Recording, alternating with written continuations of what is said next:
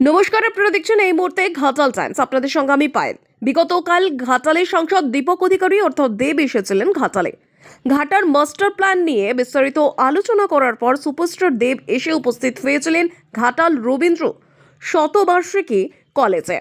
এটা স্বাভাবিক, কেননা ঘাটাল কলেজের দায়িত্বে দেব নিজে রয়েছেন। তাই ঘাটাল কলেজের ছাত্রনেতা ইয়াসউদ্দিন পলাশ কাকুরে সহ কলেজের একাধিক ছাত্র ঘাটাল মাস্টার প্ল্যান সফল হওয়ার কারণে শুভেচ্ছা ও অভিনন্দন জানালো দেবকে ঘাটাল কলেজের পক্ষ থেকে। তারপর বিগত কয়েক বছর ঘাটাল রবীন্দ্র শতবার্ষিকী কলেজে নবীন বরণ উৎসব বন্ধ আছে। তাই ঘাটাল কলেজের ছাত্রছাত্রীরা চাইছে যে ঘাটাল কলেজে নবীন বরণ উৎসব পালন করা হোক।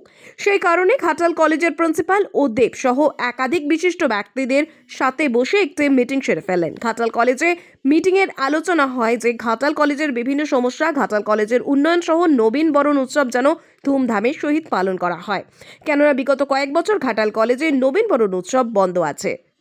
পরবর্তী আরও খবর জানতে অবশ্যই চোখ রাখুন শুধুমাত্র ঘাটাল টাইমসের পর্দায়। কি বলবো, কলেজের কিছু উন্নয়নমূলক কাজ নিয়ে আলোচনা হলো, কিছু কাগজপত্রের সই সাবুত ছিল, আমাদের যারা রিটায়ারমেন্ট করবেন টিচাররা তাদের কাগজে সই সাবুত হলো। আর আমাদের নবীনবরণ কয়েক বছর হয়নি, সেই নবীনবরণ বিষয়টা আলোচনা হলো। স্যার আমাদের বলে গেলেন এটা করে নেওয়ার জন্য 28 তারিখ এটা সম্ভাব্য ডেট আর কি। 28 তারিখ উনি কি আবার আসবেন?